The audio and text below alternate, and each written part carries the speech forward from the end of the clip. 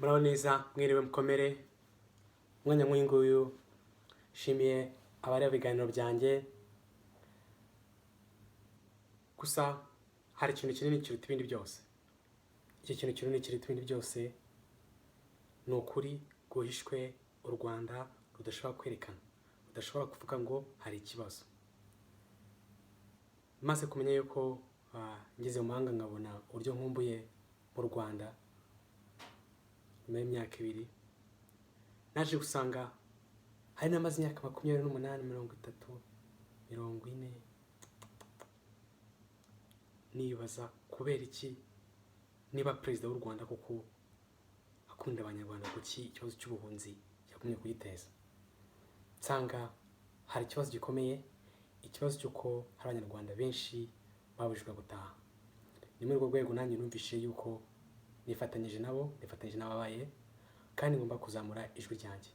Njyewe Eric nakora bikeya mu bushobozi bwanjye, ariko mu by'ukuri n'ikije nsanga impamvu abuzana gutaha nubwo perezida w'u Rwanda Paul Kagame afite ubwoba se abantu baje genda gute bamvana ku butegetsi.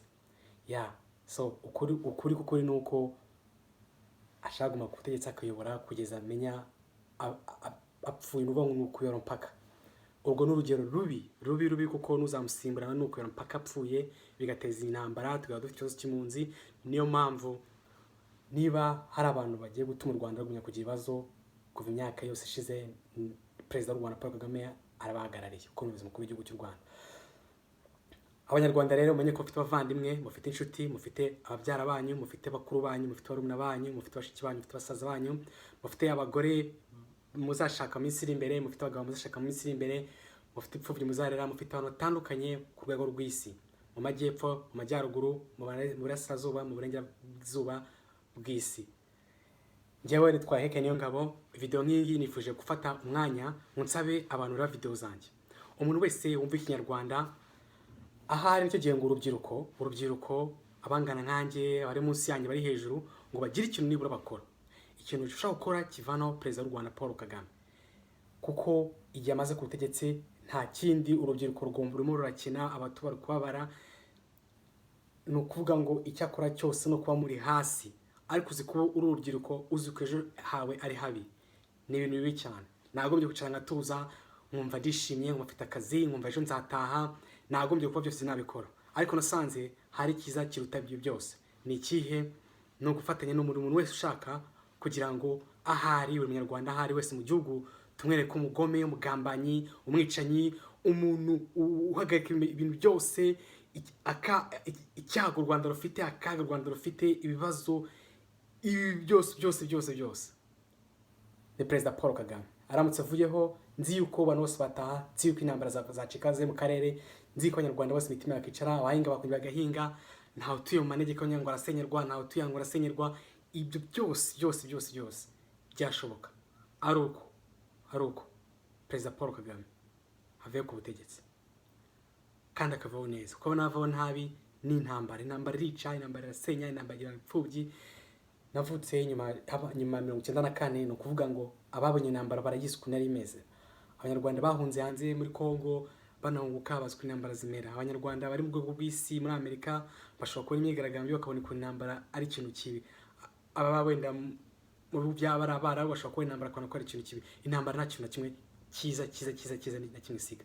Niyo mpamvu rero no video ubyange ubyemere, perezida w'u Rwanda Paul Kagame byanze bikunze aho kugira ngo aveho, nuko wowe uri kuri no video wabanze ugapfa. Ahari nibwo yavaho, naho ubundi mu gatariya akimeze kuriya ntibishoboka nagashobora kuvaho. Niyo mpamvu mwene nk'uyu nguyu hari ikintu birengagiza, sinshoboye kuba nafata imbunda, sindi umusirikare, ntabyo nize, ariko mu bumenyi mfite, nzi gusoma, nzi kwandika, mfite umugani, ibyo nigishije, mfite ibintu bitandukanye, mfite ubwenge maze kumenya, mfite isi ahantu haciye. Bitume nshaka kuvuga umwanya nk'uyu nguyu, ndashaka kuvuga n'abantu ku giti cyabo, abantu bumva yuko babujijwe gutaha mu Rwanda, abo babaye, abana bavukiye mu bunzi, abafite ibibazo bitandukanye, abo bose icyo njya kuza kubasaba bakimfasha.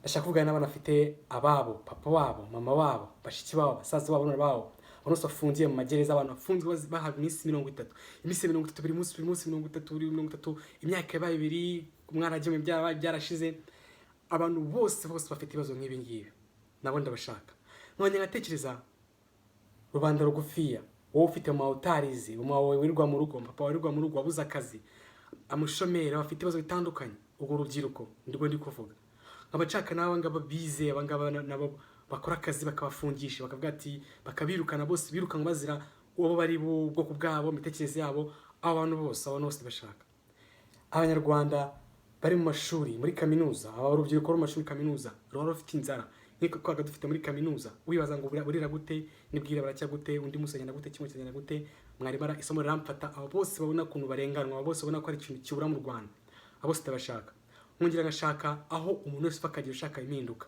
nta kuntu president yahindurije itegeko nshinga akamaze kwiyamamaza imyaka ingahe ya mbere 7 2010 2017 2017 iyo myaka yose nta nubwo aranyurwa ashaka indi yose nituvuze inzi wacyo 2023 nituvuze iminsi baye imyaka yabaye vice president w'u Rwanda ibyo byose ntago bihagije kibita gukunda byose kubati njewe nikubisa hasi kuri intebe ntago bizashoboka ariko ibyo ngibyo twega batoya biri kudusigana kure cyane kuburyo kuzahikabeza ikibazo ozi bya myaka 40 nta kintu nagira abona ubuzima bwanze ukodesha nta ejo azaza agashinga gato bikoze bakakanga uzubye imyaka 35 ubona nta future nta urashaka obiwanyu ubitizo ukubona ko nta kintu wakora uzubye imyaka 30 nta shuri wize nta kaminuza nta kintu kimwe nta mwuga uri kubona byanze washaza ka business bari gashwanyaguza uzubye imyaka 20 utarangije segonderi nta mwuga nta bumenyi nta kintu kimwe uzubye imyaka 15 uri imfubyi nta abyeyi nta funguro nta ufite ibibazo byinshi cyane ibyo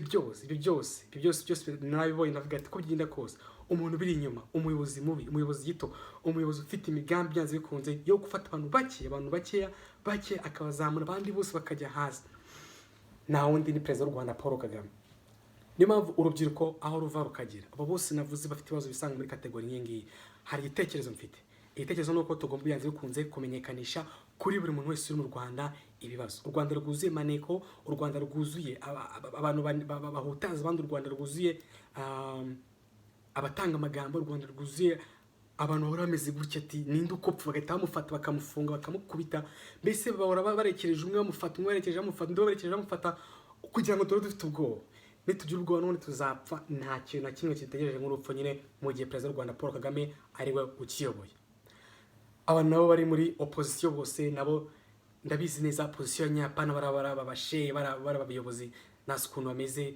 babeshya wabaza se wara irangamere yabo ngo afite amashyaka ko ari biciro kimwe kayabura usanga umuntu w'umugabo avuga dodanga ngafite ishyaka ry'ibiki ari amashyaka fake niyo mpamvu Abanyarwanda icyo nzi cyo kugira ngo twese tugiye kukuniza kubyo twifuje kugira ngo tuve ku rwego rwo kurundi rwego kugira ngo dutabare kugira ngo dukore imishinga ikundi kugira ngo dutembere tugiye hanze nuko tugomba kuba dufite umuyobozi utari Paul Kagame ibyo mu byemere cyangwa mu byana yes ndagaruka igitekerezo nyamukanya hari abanyamakuru bakriya mood yo kubeshya barakora amakuru ngo bateranya abantu n'ibyo bashaka ko mureba so hari amakuru byanze bikunze agomba kugira ku muntu kandi amakuru yarayabaye mu gihugu u Rwanda ushobora kuzasanga mu ntambara aho none wumvaga utazi biri kuba ushiduka wapfuye uzi kuba wari uri maze imyaka umeze gutya nta gusatagiye utazi kijya mbere wajya kure ugasanga intambara gusanzira barakwishe barakurashe nuko nkuko bashaka kuzabigenza gufata Abanyarwanda ukabagira abantu badatekereza abantu bagira gute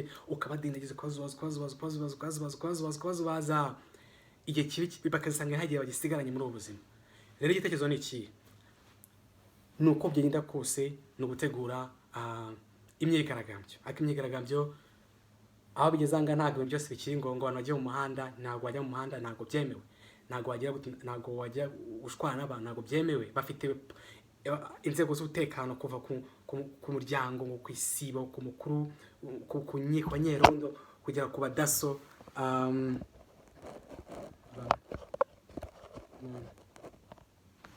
yes kugera ku badaso ukazamuka ukagera ku abapolisi kugera ku basirikare ukagera ku bagororwa ukagera kuri abajepe abantu bose ni gutyo u Rwanda rumeze igihugu cy'abasirikare ni gutyo bimeze uko byagenda kose ibyo bintu bigombe bihinduka abatoya rero mufite ubwenge mwize ufite amahitamo mabiri ufite kwicara ugapfa ugakena ukajya ubona bose bagezeho kumva bagejeje ko amaboko yabo kumba ari bo bagejejeho cyangwa ushobora guhaguruka ugakoresha ubwenge bwa Imana yaguhaga tekereza bati nakora iki.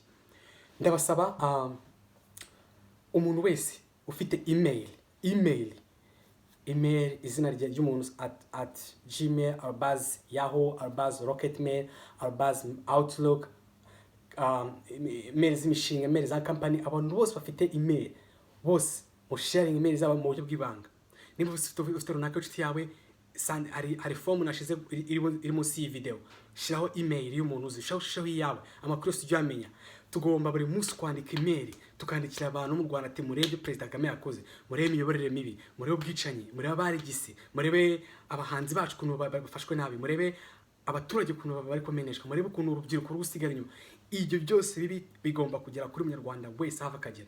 Itangazamakuru bakoze rizimisha abantu bose, rikabazinya rikafata rikabazinya gutya ku buryo nta muntu umenya ibintu. Ushobora kugira ngo nta bintu biba mu Rwanda, kandi u Rwanda ruri ku manegeka mabi cyane, ariko bakajya politiki yo kwigisha abantu nyine ukabafata ukabigisha bimwe ngo hari umutekano, habaye imikino, imyidagaduro, ibirori, mbese ni ibyo ngibyo. N'ubuhamya ngo ukuntu umugabo yanci inyuma, umugabo yankubise, nabaga mu cyaro, ubuhamya nk'ubwo ngubwo. Ariko reba se economy, ni banga bavuga economy idari gukora neza nabo, ni banga bavuga wenda imishinga mitoya iciritse kuri zero nabo, abavuga business koze ko rwahandi nabo. Wavareba ugasanga ese igihugu ni ibintu bizarangira mu kwezi gutaha, ni ibyo ngibyo birirwamo. So niyo mpamvu ibi byose byiza baduhisha bigomba kujya ku Munyarwanda direct kuri email yiwe. Intego ni ukubona abantu miliyoni, tugomba dufite abantu email miliyoni byanze bikunze mbere y'ukwezi kwa 4 umwaka utaha, aho bose bagomba kumenya ibyo President akora. Iriya kampanye yo kwiyamamaza yiwe bigombe bikundi, iriya kampanye yo kwiyamamaza yiwe igomba kugenda nabi. President Rwanda agomba gutsindwa, President Rwanda agomba kuvaho. President Rwanda Paul Kagame niwe muntu, niwe kibazo, niwe agahinda, niwe ibibazo byose biranga. Twibaza umunsi avuye ku mahoro, abantu bose bataha. Abacuruzi ba miliyari dufite harimo na Rujugiro, abacuruzi Abanyarwanda bigisha hanze, bigisha mu Afrika y'Epfo, bigisha mu Burayi, muri Australia, Abanyarwanda bose bafite icyo bagezeho bazana mu Rwanda. Abamaze gusavinga $100,000 bakaza investinga mu Rwanda, amaze kugira amayero miliyoni ikaza gukoreshwa mu Rwanda, Abanyarwanda bagateza imbere ukazamuka. Abacuruzi batoya ufite zera agacuruza fakwa wishyura imisoro, mugenda neza kuri leta iriho n'imirongo ihamye, mukishyura mukazamuka. Icyo nzi umunsi President Kagame yavuyeho, buri muntu wese umutoya, umukuru, umukecuru, umusaza, ubuzima bwe buzazamuka butumbagire, kubera ko nta kongera kurandura imyaka. Imitekano bashinze nyinshi igamije guhutaza no kuvaho. Amafaranga bahamaneko hanze mu Rwanda, mu gihugu mu Rwanda, maneko mana yanjye biveho. Izo ambasade nabonye nangaha nazi ibintu bikora, igabanyirizwa abantu badafite amaro baveho. Ibintu byo kwirirwa bashakisha abantu babigisha imigambi mibi, izi nama zihora buri munsi ziveho. Ushaka kugenda gutembera mu mahanga, ushaka kugenda kwiga, ushaka kujya muri East Africa, mu Bugande, ntagere ngo amubonemo maneko. Najya muri Congo ntamubonemo M23, ntamubonemo Mugamba. Najya muri Tanzania bamubonemo Umunyarwanda, ahantu hose Umunyarwanda agendera Umunyarwanda. Icyo nzi cyo tuzagira igihugu cyiza ubwo President Kagame azamaze kuvaho. Ariko tugaruka ngo dusange kugira ngo ushoboke no kuko no video utekereza abantu 5-10 abantu bose uzi email zabo, uzisheme no form munsi wandika ati uyandika twenda eric@gmail.com, ushiremo wenda John, ushireho Habimana, ushiremo Olivier, email zose uzi zose ushiremo. Nuko kwandika cyo bita message igera ku Banyarwanda ahari urukundo uzongera garuka mu Nyarwanda. Kubera kimwe bino bintu byanze bikunze, nta mpamvu navuga ngo mbikorera, kubera ko nanjye nagombye kwicara ngatuza nkumva ni byiza. Ariko wowe mu Rwanda hari abantu video zanjye bakambona ati kubera iki bumva ko nageze ku bintu byinshi. Nanjye nshaka kuza mu Rwanda, ariko nabonye kuza mu Rwanda hari n'abandi bantu barenga miliyoni bari hanze bashaka kuza mu Rwanda. Icyo nzi cy'u Rwanda rwiza mu Rwanda, abantu bose bari mu Rwanda n'abo twita ngo n'abatavuga n'ubumwe na leta, ni leta bana Abanyarwanda bose bazaza mu Rwanda. Kandi uwo munsi nugera aza bari impundu muri Kigali. Nigeze gutanga urugero nduhereza ushize rwambaye 2017 ndi kugenda kuri za Kimura, nabaga ngenda n'amaguru, nabaga numva mbabaye, nabaga numva shonje, nabaga numva mbese wumva umuntu wihiringa tukwihiringa murabizi mu myaka 20 yihiringa gushakisha ubuzima. Nejo bundi ntago ari ubwango n'igihe gishize ijwi rirambwira ati ariko ni ikintu wakora cyahuza abantu miliyoni mu minota 30. Icyo kintu narakibuze na Perezida w'u Rwanda Kagame yaje mu nama ahantu niyo bazana abantu benshi ntabwo barenga mu 20,000, ariko umunsi Perezida w'u Rwanda Paul Kagame yavuye ku butegetsi atakiri perezida byanyabyo, umunsi Perezida Kagame menya wenda byemejwe avuga ati yapfuye nta kiyo, mbese umunsi Kagame atagifite imbaraga nk'izo afite ubu ngubu, icyo nzi cyo miliyoni 5 z'u Rwanda zizasohoka hanze, zizaririmba, zizabyina, zizaseka, amatelefone azacicikana, abazabarokotse bazabakiriho kuko ntago azavaho ku mahoro, nawe byanze bikunze ahora ashaka icyatuma aguma ku butegetsi. Ni mpamvu umuto aramwica, umukuru aramukanda, umukobwa baramukanda, umudamu uko nguko, umukecuru barakubita, umuntu wese nuvuga ngo ni gatuza ariko nta kundi tuvuga se ko twavutse mu gihe kibi aho tuvuga kuri ya Kagame. Aho ya nagari igihe kibi nuko umuntu avuga igihe agomba kuvukiraho, ariko urubyiruko garanti natanga nuko ntiwihebe, ntugire ikibazo. Icyo nzi cyo ni kimwe, umunsi n'umwe bibejo bundi ubuzima bwawe buzazamuka. Inzu urashaka kwifuza kubaka uzayubaka, ariko ibaze ko wabona waga amafaranga 500 cyangwa miliyoni 2 ukaba utakubaka muri Kigali kubera ko icyangombwa biki byose ngo byarahenze, ariko igihe kimwe kizagera iriya misozi iriho ubusa ubone ko nawe kwa kazu kawe kandi ukagenda kakabamo. Ibyo ntabwo abyemera. Abantu bafite imirima batwaye ngo bamubishanga, icyo nzi cyo urimazisubiza imirima yiwe duhinge, umuntu abike azigame anagurishirize asagurira amasoko, apana gufata ibimujyana muri koperative kugurupinga bafata nakabishanga bagatwara amafaranga. Ibyo ngibyo bizagira ibyo ngibyo umunsi rumwe. So rero kugira ngo byose bigerweho hari cyo ta igitambo no gushyikira abiyemeje. Hari abantu bakorera batavuga n'ubumwe n'ubutegetsi buriho bahari bafite ubushobozi. Ngiye kuri ngo ubusana bwa president menya ntegeko nshinga atabyemera myaka 28 ntago ba president sinzi ko bakomera ntago bishoboka, ariko byinshi nyiri kwiga, ariko kuba navuga ati ibi ntago ari byiza mwashyikira abantu bose. Abantu rero bose muri kwibaza harimo n'amura Padiri Nahima nanje ntago nari muzi, ariko umunsi 2021 saa 6 z'amanywa maze gufungura nibwo mubaje yaje kavuga ngo Padiri Nahima. Nuko Padiri Nahima namumenye sinari muzi, nahise mbona ko hari abantu babitaba bagomba batangiye gukira, kandi umuntu mwanga byanze bikunze nuko mwangira ukuri, nuko mwangira impindura amatwara yiwe. Icyo nzi cyo hari gihe uyu ngo Abanyarwanda zamubona batamuzi bakamushyikira. Abanyarwanda kugira ngo byose mubigereho mubimenye nuko byanze bikunze hari uko tugomba kugira ku baturage bose bo mu Rwanda bakamenya ibiri kuba mu Rwanda no hanze.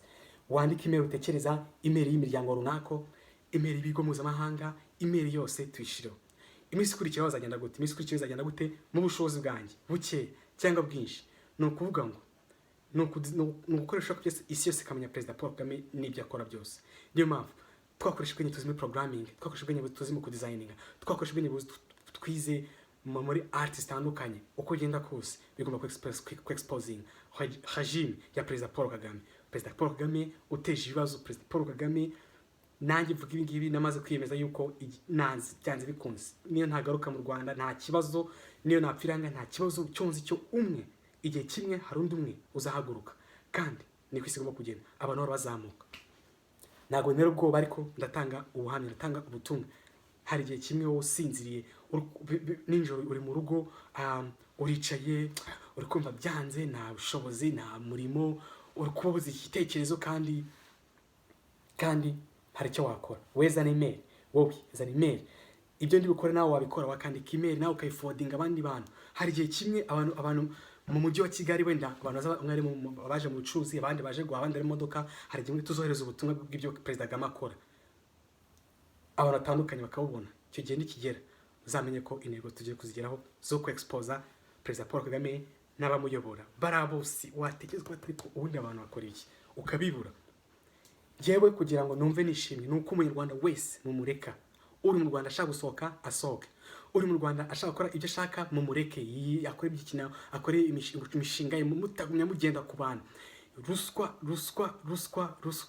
mana yanjye ahari abantu bacuruza urwagwa nka mama wanjye barafite business yiciriritse mubareke, abantu bafite udutaro mubareke, akuze kumena ibiryo umuntu agafate udutaro akamena ibirimo, abana bafite amababa bakoze muri ubwo buryo, abana bafite amababa bafunzwe, abana bafite papa bafunda bayede biri ku ndege, abantu bose urwo rubyiruko icyo muzi cyo musome, mukoresha ubwenge bwanyu, mukoresha ubwenge bwanyu, mukoresha ubwenge bwanyu Imana yabahaye. Bamwe bazapfa abandi bazagerayo ariko tuzabegeraho. Bikimaze iminsi cyane nsanga uko bavuga Fred Rwigema koko ahari hari igeza bintwari, hari igeza bintwari akibukwa gora mutsikamera ingufu mutsikamera abatangije ibintu. Perezida wowe na Fred amaze imyaka 70 yapfuye ariko aracyahari. Wowe musavuye ku butegetsi azahita gucaho kure kandi byakoze bizagaruka ibintu perezida wo gukora umunsi n'umwe urubanza rukaba rwanyarwo byabana byiza twagufunga iminsi 30 bakongera 30 ya iminsi yose nibura ntaga byo umuntu yifuza, umuntu yifuza yuko ibintu by'u Rwanda byagenda neza ariko umugome umutesha ibibazo ni Perezida Paul Kagame. Hari abantu rero baje nabonye bashinzwe gushwanisha abandi gucisha abanege, nababwira iki mu 2020 nari mu kwa kabiri muri Guma mu rugo kuri BBC numvishe umudamu wari kuvuga akurikiranye urubanza rwabaye mu myaka 42 cyangwa 41 ishize abadepite bapfuye, ubwo ni muri za 70, ubwo ni bari kugabya Imana abantu bagize uwanyuma apfuye ngo n'umudamu menya mu uwo mwana. Nahise mbona ko ibintu mu myaka 40 bigarutse ari urubanza, abari bakiri bari mu rubanza k'ibyo bakoze. Ubu ngubu perezida ava muri ku mwaka, ava mwaka utaha, ava myaka 5 imbere, myaka 10 imbere, nyuma yuko avuyeho indi myaka 5 10 15 20 azaba urubanza. Uwo ufite 20 warakoze ibibi uzayibazwa, ufite 40 uzayibazwa, ufite 50 umuntu wese na amasaziro mabi. Icyo cyo bategereje amasaziro mabi. Abantu bose mukora leta, abanyamakuru bagira ngo ntago muzi kuvuga, kwicara ukavuga ubusa ushishamo bagenzi bawe, abapfuye kuvuga ngo barahari. Igihe ni kimwe byanyu kagaragara. Umwanya nk'uyu nta kindi kintu nakora cyakubwira urubyiruko niba atari abo ngubu niryari, niba atari njyewe, niba atari wowe, ninde ugomba guhindura bino bintu. Imbaraga zanjye zose nzakora ishoka byose.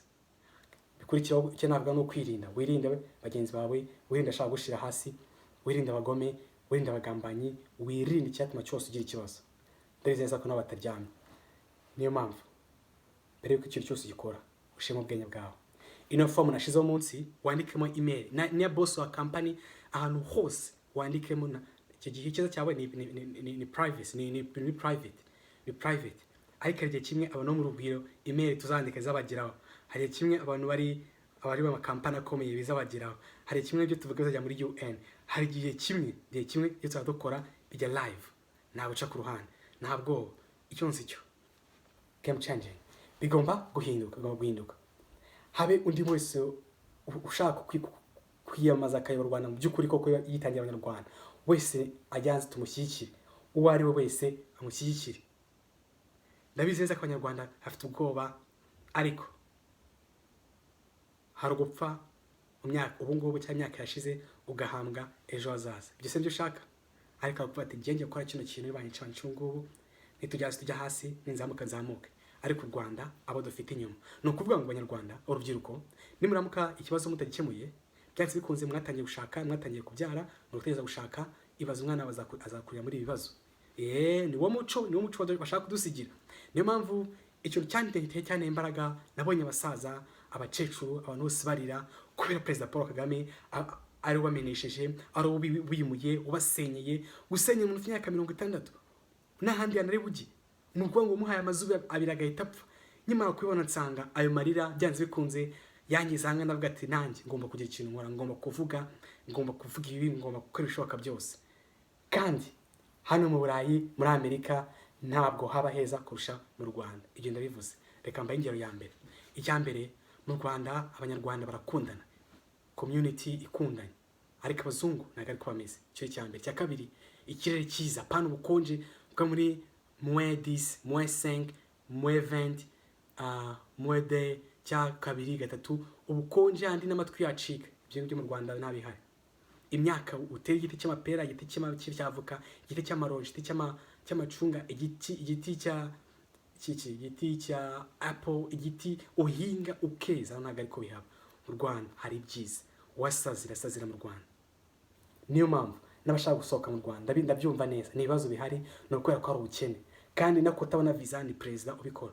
Namwe ushaka gusohoka uzi ko no ku kibuga cy'indege baguhagarika gutangira gusubizayo.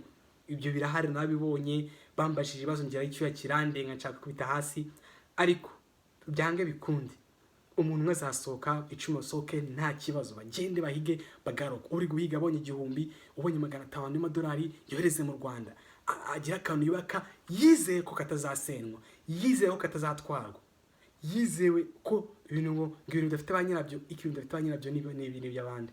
Igihe ni kimwe kubera kandi politiki ni ya Perezida Kagame, nibo bantu bakora ibyo bintu, bo bantu sinzi impamvu udashobora kumva yuko Abanyarwanda bagomba kubana muri bike muri byinshi. Amahanga uko biri kose yaba meza, amahanga niyo agenda gute nta cyatuma u Rwanda rutaruza kurushaho.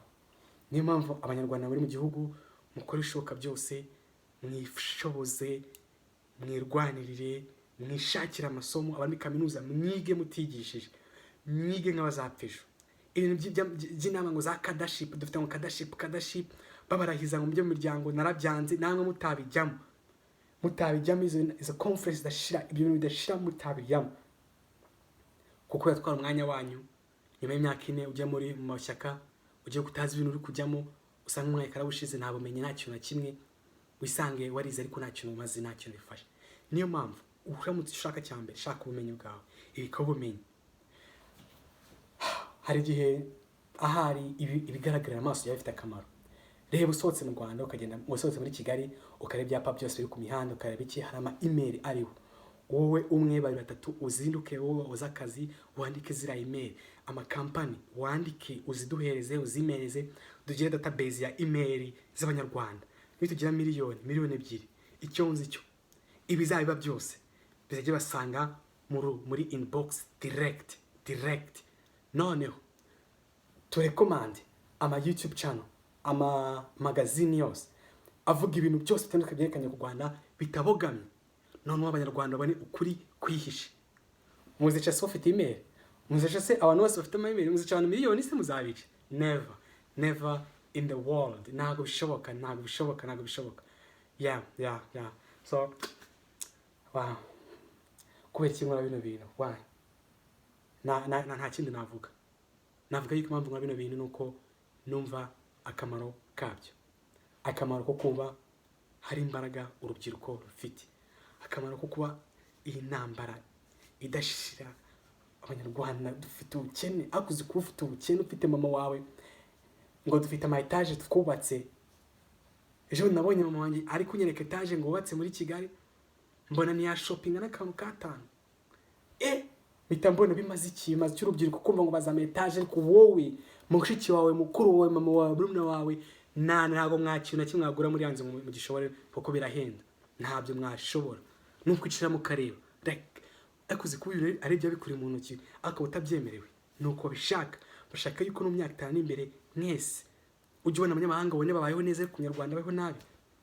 Nuko bigenza. Abayobozi mwese bari kwirukana bavana ku butegetsi, abayobozi bose bari kuvanaho nk'ibisambo. Dukeneye email zanyu, dukeneye kubaha amakuru, dukeneye kwandika advocate nimba banakurenganyije bimenyekane uko biri kose. Kagame, Perezida Paul Kagame niwe uteje ikibazo mu urubyiruko. Ejo bundi uramwana yarambwiye ngo Perezida Paul Kagame ni papa wanjye, ngo ni umubyeyi. Umubyeyi really? Umubyeyi se yarya abantu atajya ku bantu batari ni bange mu Rwanda twabwiye tukabura. Sinzabyo gico zose nize kubwirwa no kura ntabyo narinzi, ni isi yabingishije. Mama wanjye bamumeneye ikiranguzo, ibaze mama we ucuruza gataro akazinduka mu gitondo saa 9 muraziza akajyanya kwa Mutangana akarangura, atazi ko saa 4 baza kwimena abanyera gutabara. Nuko bigenda. Niyo mpamvu wowe ufite mu ucuruza gataro, wowe ufite ibibazo nk'ibyo ugomba kwandika email, ugomba kuba active, tugomba gusharinga ibyo byose dufite. ufite mu bucuruzi inzoga baza akazimena ngo ntago zemewe ngo ni ibikorano. Ikibazo cyo ufasha umuntu ukamuha urwagwa rwiza imyaka 100 undi ukamuha primus imyaka 100 uwa warashwanyaguritse yaturitse n'uwamwe primus zirakora amagazi bashami byose barabeshya. Ufite mu bucuruzi meze nka mama wanjye ngwino ubimenye ugira ikintu ukora. Wowe uzi ukuntu ujya kwiga mu ishuri muri kaminuza wabuze bourse we wize barakurenganya ngo nta makuru ufite wowe cikanwe. Umuntu wese ukwiga muri umubuzo ugoranye nabonye abakobwa bishwe nza muri kaminuza nanjye nzandira kuzanyica. Mwebwe mubabaye nabonye hano ubona hasubiranye mukubona arafatanya kubona amaso yenda guturuka nanjye bagamize nka gutya yenda guturika naho nakobwa mu bagenda kanje. Mwese umeze nkanje muri gushaka ibintu bihinduka. Icyonzi cyo munyande email z'inshuti z'imiryango abantu bose tugomba kugira email miliyoni buri gikorwa kibaye cy'umuntu wese ushaka kugira ikintu ageraho mu Rwanda, ushaka gufasha Abanyarwanda ibyo tukamufasha kubyamamaza.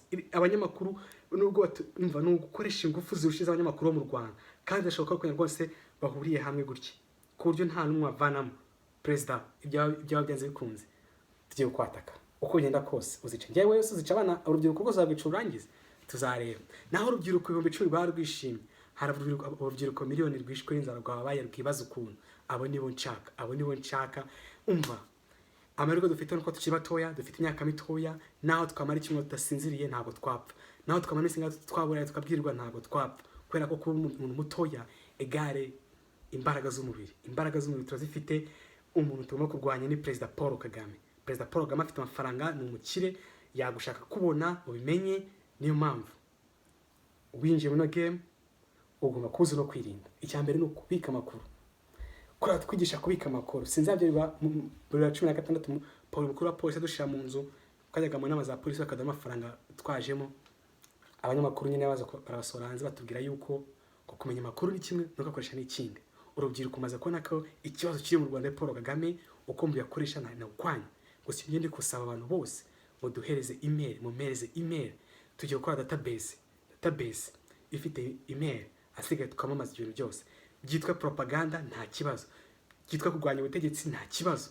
Ariko warwanyije ubutegetsi n'uwishiye ko bwa mbere uwemeye kuyobora ngo ageze imyaka ubashimyaka 30 arumiyoza ariko ntago biramunyura ashaka kujya nka 40-50 akazana biwe bikaba highlight kona anje Kagame agiye kuba president. Bitekerezeho what nawe ubwo ngo azabyera nk'abayobozi n'udabyera okay. Igihe tumengaruka ku kintu kimwe abayobozi b'u Rwanda ubwo ko mwese muremera bakavuga ati ngo muri abaswa ukago promotinga bikarangiye bakubise hasi, umusekare kamuzamara bikarangira mukubise hasi bamugize igisambo. Ubuse umuntu yabarahagarara miliyari mukaza kumushinja case y'igihumbi 100 miliyoni 5 afite amamiliyari racunze nicyo gihembo.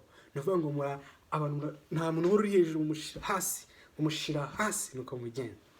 Abo namwe muzane email zanyu abo muzi bayobozi munzi abo mwari muzi mama nama akomeye abo mwari muzi mama memorandum nyine mwaje gusinya n'abantu bose muzi. Icyonzi cyo one day twibaza umunsi umwe twoje email gutya ikakirwa n'abantu miliyoni mu Rwanda. That's it. Kigiye President Kagame uzaba watsinzwe ntuzamenye icyo uzakurikirana kandi nzi neza yuko umuntu uteje ibibazo kurusha abandi bantu bose, umuntu ubangamiye n'akarere ka Afrika, umuntu ubangamiye Abanyarwanda ni wowe. Iyo bakunda barabakire nkawe babarya nkawe babararamize nkawe bafite imodoka nziza nkawe baba bafite inka nyinshi boroye inka nyinshi nkawe bafite ibintu byose ufite baba bose baranashatse barabyaye uko nawe washatse ufite abuzukuru. Ari n'abantu banze ushaka avuga ati ndashaka se nkora iki ibyo byose niyo mpamvu ndi kuvugana umuntu bifashe biganza byiwe ni Paul Kagame gukira afashe gutya akaye kimwe azarekura akareka ku neza akarekura no ku nabi. Ariko neza always niyo nziza nta ntambara ikenewe mu Rwanda. Akibaza urubyiruko wowe ukora video kuba intambara ibaye urabita ipfa ibaze ari amadisikuru ya President Tshisekedi yavuze abantu batamenye ari amadisikuru azagera kuri meza azagera ku Banyarwanda direct muhite mumenya ibintu bibaye mukurikirane. Hari igihe kimwe nyamakuru musanzwe muzi by'u Rwanda byirwa nazi ibintu bivuga bizabara n'umuntu ubireba abantu bakareba ibindi bivuga amakuru anyaye uko ugenda kose nuko bizagenda. Ibi mbivuze nkanjye Eric nk'umuntu wize ikoranabuhanga, wigishije ikoranabuhanga, nk'umuntu utazi bya gisirikare ariko uzi yuko hari uburyo bwinshi bwo kugera ku banyarwanda. Hari igihe kimwe umuntu uzajya kwiyamamaza ari muri opozisiyo, mumenya aho yiyamamarije, mwese mumusange, mukurikire ibyiwe, apana gufata abantu mukabahisha amakuru, muhisha amakuru ku buryo mutera ubwoba, ariko igihe kimwe ibizaba abantu bazaba bari gushya bari ku murongo, dukoreza email ivuga ati uyu muntu araza kwiyamamariza wenda mu mujyi wa Kigali saa 5, muramenyeshwa umwanya, mwitegure. Abantu mara kwitegura ugahita utanga umwanya, bose akajya kumureba. Ibintu nimba ari kuneka, nimba byo ushaka kuneka, nako tugiye kuneka dukoresha guhisha, ariko umunyagitugu Kagame ubabaje Abanyarwanda, utunye abana mu Rwanda badatekereza aveho.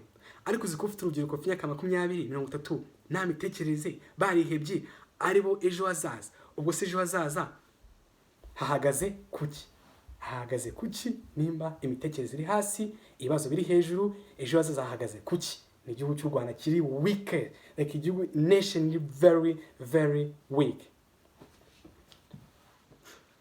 Yeah. Hi, ladies and gentlemen. My name is Eric Nyongabo, and it is with great pleasure today that I'm going to speak again with you about how I think that Rwandese should know directly what's happening in the country. So the goal is to get 1 million emails, and this email will be broadcasting, spreading what's happening in Rwanda, either something good, something bad, the illegal action happened, the crime happened, the violence, whatever President of Rwanda, Paul Kagame, is doing in Rwanda, directly, will be sending directly to all Rwandese. Think about one day that people, let's say in the city of Kigali, they are working, they're using their smartphones, and suddenly we send these massive emails telling them what's happening. The chance would be people nearby in this area, all of them will see what's happening, and if we reach this milestone, I think our voice will outcompete the tiny soldiers, the police, the tiny people that holding Rwanda's as their own countries. This tiny group of people led by the president of Paul Kagame that distracting people from day to day, that make sure Rwandese do not know what's going on. These tiny group people who use secret intelligence, spying as the source of controlling Rwandese. So if we reach our goal, if we're able to broadcast to millions Rwandese wherever they are in Rwanda or all over the world, I'm very sure all of them will start to know what's happening. Also, the other goal of why I'm doing this is because there are people who are doing the best for the country. I mean, in opposition, people around the world, the people who need help, they cannot be able to reach directly Rwandese because Rwandan journalism, communication sector, it's manipulated. They just talk about what government want to praise Rwanda. They talk about entertainment, sports, fun, you know, as if that's what is matter in day-to-day people activities. So the goal is, let's switch the minds of Rwandans and see really what's happening directly in their mailbox. That is huge goal and achievable.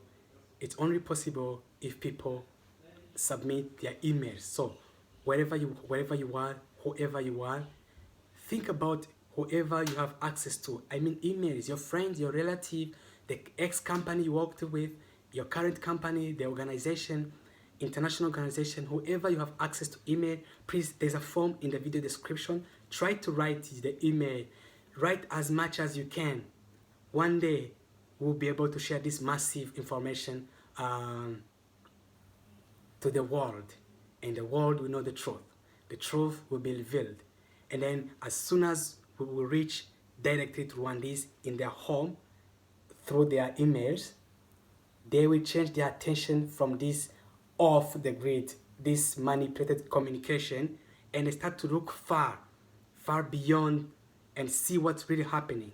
And that time will beat down the president of Republic of Rwanda, His Excellency Paul Kagame.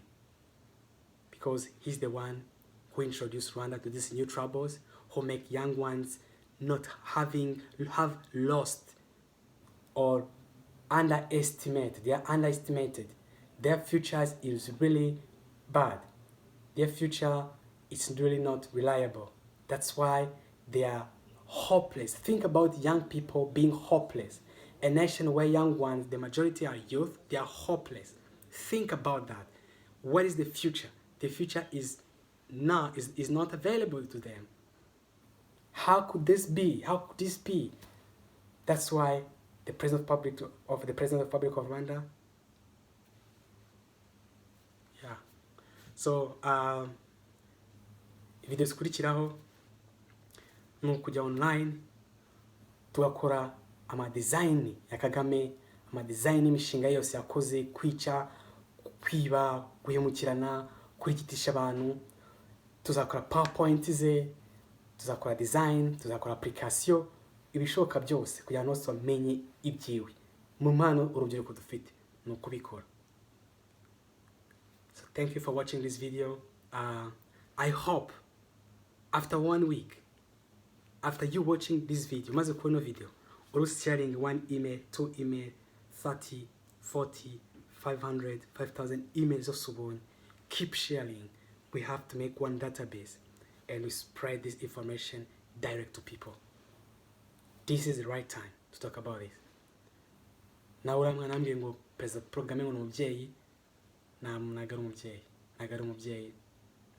Yaba umubyeyi w'abana 10,000, yaba umubyeyi w'abana 100,000, yaba umubyeyi w'abana miliyoni, ariko ari miliyoni 15 z'imfubyi.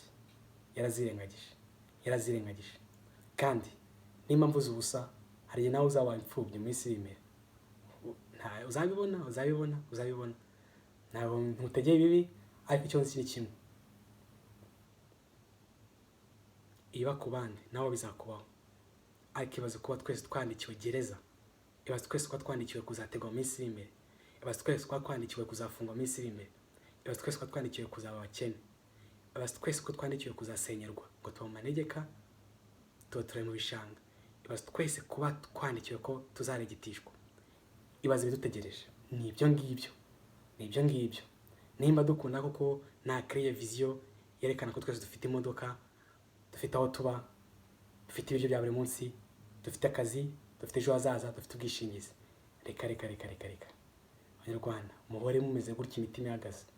Nuko nko zabigenza. Mbayoboza icyuma, mbayoboza igitugu, mbayoboza inkoni, mbakubite mwese, mbaze n'abashinzwe umutekano, bafungishe, bateranye, mbashe mwamoko, mbashe mw'ijyane, nyirishe bamwe, no mu by'udufaranga mbazane ibirori bituma mudatunga. Mbabaze imiryango yanyu. Ibyo byose nibyo dutegereje. Ariko uko bigenda kose, umuntu wese ukora byiza no kumushyigikira. No narazi nzamushyigikira. Ariko ngewe n'amaguranye abiri nzakora ibyanjye nyine mu bushobozi Imana yampaye. Ibyo bandi byo ni ubushake bwabo, imitekerereze yabo. Ariko President Rwanda Paul Kagame niwe utwicishije, niwe utubabaje, niwe utugambane, niwe utugurishije, niwe utumye uburezi bwacu bujya hasi, niwe kibazo. Nibigenda gutya maze kubona ko batangiye kumwataka, azazagure bamwe, mwongere musubiranemo. Nuko bigenda. Abari abashyize hamwe arabasenya. Ntabwo Abanyarwanda bagomba guhuza mu gihe akiri umuyobozi w'u Rwanda. Nuko nguko akora. Sakora neza, arasenya, yakora neza. Koko abantu bose bari hanze babuze ko bataha. Abanyarwanda, mugirire amatsiko abantu mutazi, mugirire amatsiko abantu Abanyarwanda bafite ubwenge nabo bazi icyo babonye experience, mubagirire amatsiko. Mugire inshuti, we kumva abantu ngo bigarasha, we kumva abantu ngo abagome, we kumva abantu n'abicanyi. Umwicanyi umwe dufite ni President Paul Kagame. Niwe wishe abana akanabyigamba. Niwe watwumira 16 wanshizemo igitekerezo cyo kwica abantu.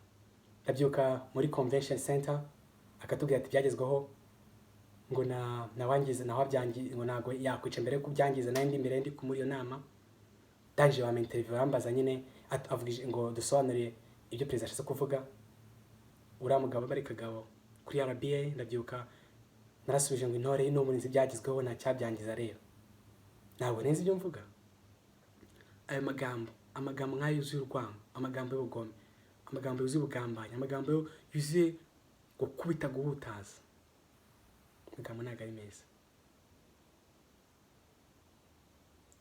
kwangiza tukavuga ngo Kigali yarahenze ibanza birahenze Rwanda rwuzuye imisozi nyuma ya Kigali n'imisozi ese zakurikira misozi umuyobozi ndashaka abantu batandukana ngo bajye kubaka abantu batandukanye arabahuza bazana muri Kigali abasenyeremo no kuvuga ngo kugabanya abaturage b'u Rwanda no kubimura no kubasenyera no kubabigenza ariko ibibazo byose bigomba kuba zatubwira Abanyarwanda amakuru ya nyayo Rwanda Broadcasting Agency amateleviziyo atavuga tuzakora uburyo byose agera ku bantu bose ibitangazamakuru leta y'u Rwanda ihisha ikreya saga zituma abantu barasaga no mu Rwanda hora saga icyo nzi cyo bizabura umuntu bireba murebe bifite akamaro murebe muzi ko muri kwetegereje bazaza ibyo byose bishoboka uko abantu bahuye ntabwo nkuzi icyo navuga cyambere ari kimwe mbere ko ikintu ukora banze witegure kuko nuramukuvuze baragukurikirana ariko uzajya kugeza ryari nanjye nabonye nsanga Uburayi mbona Amerika mbona aho najya hose nsanga nta kimwe kibato Rwanda wapi Rwanda ni mu rugo Rwanda tugomba kurubanamo ndetse bizagenda gute ndetse muzafata bose mu bice muzafata bose mu birukane muzafata abantu bose ngo mutanye mu critique ngo runaka ngo ibyo miliyoni 40 hasha uyo mafaranga ko tumuzi nta wundi uri president w'u Rwanda tuzafata abazi imibare barebetse mbere yari iki yari impunzi ari umusirikare ageze kutegeza twibaye mu mafaranga yabaye miliyoni zinga nk'umushahara bari imyaka amaze ahembwa yakoresha afite umuryango afite abana biga muri amafaranga afite umukire wa mbere umuntu ubona ko miliyoni 1 y'idolari ari udufaranga duke yigeze kuvuga mu interview avuga umushinga mugabo umuntu mu mbaraga nakora amatafari ngo yinjije miliyoni 1 ngo udufaranga dukeya miliyoni y'idolari miliyari n'udufaranga duke ubwo mwibaze nyine ni nkuko navuga ati igihumbi n'udufaranga duke mwibaze nyine afite amafaranga na gute ni icyo ngicyo umukire wa mbere ariko mu Rwanda abantu barabwirwa kaburara bagapfa ubwishingizi ahari president Rwanda navaho abadokiteri bari mu Rwanda bari hanze abari mu Rwanda hari bazakoresha ubwo bwabo tukasha kugira ibitaro bikiza kanseri ibitaro bishobora gukiza imyijima ibitaro bishobora kuba amafaranga ajya hanze Abanyarwanda bapfa bazize ubukene ubwo umukene we itapfa nta kintu kimukiza ibitaro bishinzwe abantu bose abakorera amahanga bazaza gukorera mu Rwanda bavuga turi gukorera mu Rwanda ni iminsi yacu President Kagame n'ubutumye byose tutashobora kubibonesha amaso yacu ntabwo muzigira mubibona ugiye kuvuga ngo ngiye nta kintu ntwaye ejo uzashaka cyangwa ufite urubyiruko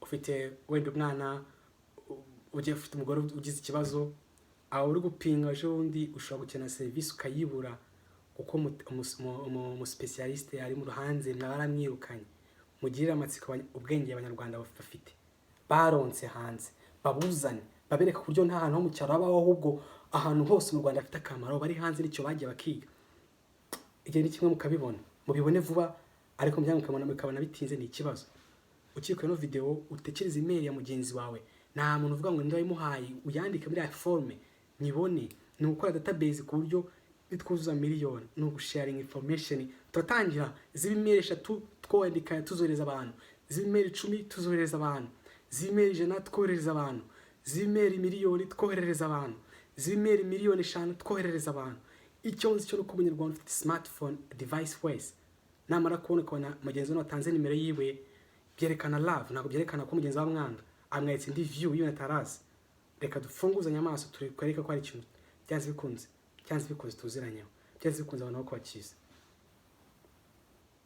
abakobwa beza mwabuze abagabo abasore mwabuze abakobwa aba bose abari hanze bifuza abagabo bo mu Rwanda, abagore bo mu Rwanda, mugirire amatsiko, mubagirire amatsiko.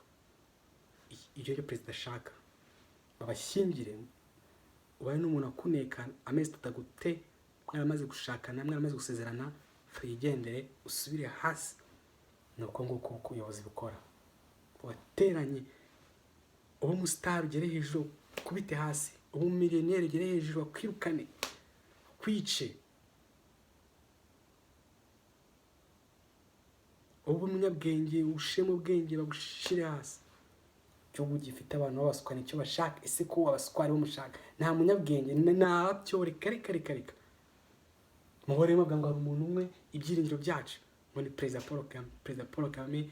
Wabwiriwe, waburaye, wanyu bashwanye, batandukanye, ishuri bakwirukanye, ntacyo agufasha n'iki na kimwe, ngo ni papa wawe, ngo ni umubyeyi. Cyo ni ikibazo ibyari politike bijemo kubanga ababyeyi ngo umuntu wari perezida agenda ku mubyeyi, ni ikibazo babitangiye kurenga. Reka tubare no se ni bangaye bazi ubwenge mu Rwanda, ni benshi. U Rwanda rufite 15, reka tuvuge abagabo n'abagore nabo baturi ko bafite imyaka iri hejuru kuri bazi ubwenge. Ese koko dufite umuntu umwe w'umunyabwenge kurusha abandi bantu bose, uhura ubwa ngo bafunge baba n'ibisambo, aba ngo bakoze amakosa, aho umugabo atakira umugabo, umuntu wese ari afite ubwo kuko uwo ni umuntu umwe, ni Perezida Kagame. Hoya nuko ashaka kubigenza. Papa wawe wowe uko no video w'urubyiruko, reka ntacyo amaze imbere ya maso ya perezida, reka. Mama wawe wapi, ariko urubyiruko ejo hazaza reka tubafite, ntucike intege, ntugire ubwoba, ahari byose tuzabigeraho. Ufashe uboneka na video, ndagushimiye tuvuga ati wakoze. Nanjye ndishana bitekerezo nkabona yuko ni ahantu turi kujya, nkabona ikibazo gikomeye cyane. Najya kuri WhatsApp nkareba ibintu biba, nkareba ni birthday, njye nubwo ndasebra anniversaire, menya simbizi ibyo bintu, right? Menya rimwe cyakora ariko ntago mbizi. Barasebra birthday, bacuza utuntu online, tunazi udukomo, utuntu nk'uto, bagiye gusura imisozi, umuntu yapfuye, nibyo bari kubyina no kubyina, nibyo. Ese byakwa ku Rwanda gute kwera? Mu gihe hafasha abantu mukabavana mu gutekereza, mukabasha mu kureba mu kantu kameze gutya, nuko babishaka muhore mumeze gutya mutazi ibintu hari, ntabwo shaka mukoresha ubwenge. Aho abantu batanu ariko zikuba ufite bagenzi wawe udashaka kupostinga ibintu ucuruza, ukabona umwanzi w'umuntu ni mugenzi we, nibyo bashize, ariko igihe kimwe bizava bivaho, umugenzi akaba ari mu kiya wa mbere, abantu bagafashanya bakundana. Kije ntabwo nzava kutakibona. Ubu byica nta wundi, ni Perezida w'u Rwanda Paul Kagame, wigisha urwango, akafunga abantu, akabafunga. Murakoze kwa muri video, ndishimye kuba nkoze no video, ndishimye kuba mbaye maraza kubivuga, ndishimye, ndanyuzwe. Mumereze email, twandikire email, tuzikore database.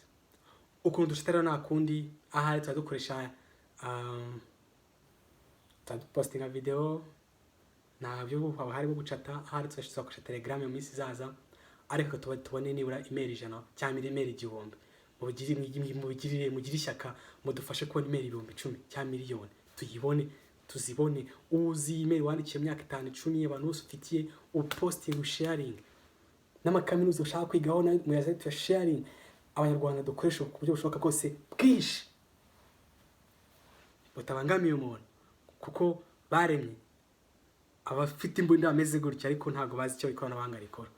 Ikoranabuhanga perezida aragushira hasi. Yes, bitwara umwaka umwe, bitwara amezi 3, bitwara imyaka 10, ntibizanashoboke, nta kibazo. Ariko umenye yuko urubyiruko rudafite ubwo, urubyiruko narubizi neza ko arizo mbaraga, rubizi neza.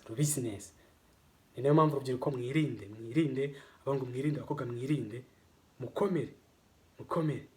Niba muri none intwari, muganire bino bintu mwihereye, tubonye imere nayo nayibonye, nuko zagenda. Twege u Rwanda rw'ejo hazaza, tugomba kutangira ngo twitegurira. Mwakoze kuri video, ndabasuje, ndabakunda, hari ababurayi bababaye, nyamara ibyo mvuze birakomeye ariko biracyagoye kugeraho, bituma ugifite iminsi yo kubabara, wihangane. Hari abatishimye, mwihangane. Hari abuze amafaranga yo kujya kwa muganga, abuze amafaranga yo gutega, mwihangane. Hari imiryango ibabaye buri munsi barakunyeke, mwihangane. Ibyabaye byose mu myaka 5, 10, 15, 20, ibyahishwe byose, abo perezida yishe, abo perezida yarashe, abo perezida yatwaye imitungo yabo, abanyarwanda babaye, ibyabaye mu gihugu byose tushe muri email, dukora email, dukore magazine, tubyohereza abanyarwanda aho bari bose babibonesha. Dutangiye nako tubigishe, tubahindure bavuga ati this is how it is, uwo nanjye byukurikiyeho, tubazane kuri YouTube tubibereke, umva mwitegure. Kandi tukora live, tujye kuri YouTube live, sharing live, mwemo hari email twandika, newsletter twandike, muyibone, muyiparticipemo. Uvuga ati newsletter ndi kuyireba, muyiparticipemo mu shoti, dushama quote yana, dushare nk'ibi, tubikora online, tubisending online, dushare na reference. Ntabyo kuvuga ngo ni anonymous, reka na ko anonymous anymore. Babibone, bakubone, bambone, bagire guti, batangire babone ko nta byo kwisha ni kintu cya mbere. Ubwoba, reka ubwoba, come on. Paul yaririmbye ngo kuvukira mu nduru, amateka ari mu muryango, so ari ku madema abiri kwenda rubahuye, abameze gutya babaye iyo ndiri mu yumve, abo niho nshaka tuvugana, niho nshaka dufashanya. Naho abafite inzu ntacyo muzigumane, ni mudati cyo mukora bakaza bakarasu intambara ikavuka, bazazisenya izo nzu. Ariko mbere ko tugera ku ntambara, reka tugire ikintu dukora twegari ku ngubu, tubyigisha abantu ko urya amatora azaza, ari amatora azaza, Perezida Paul Kagame ntago bazamutora. Reka azayiba ntacyo yitora, ariko twe tumwereke yuko hari ikintu mwirengagije. Tugiye tuzakomeza dukore, dusheme ingufu n'ubundi azateganyiriza n'ibiriya, no kudusenyera, no kutwirukanisha, no kutumenesha.